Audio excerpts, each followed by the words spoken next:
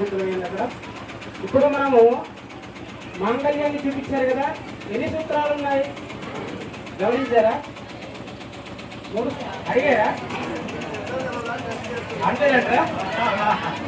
అయితే ఎవరికైనా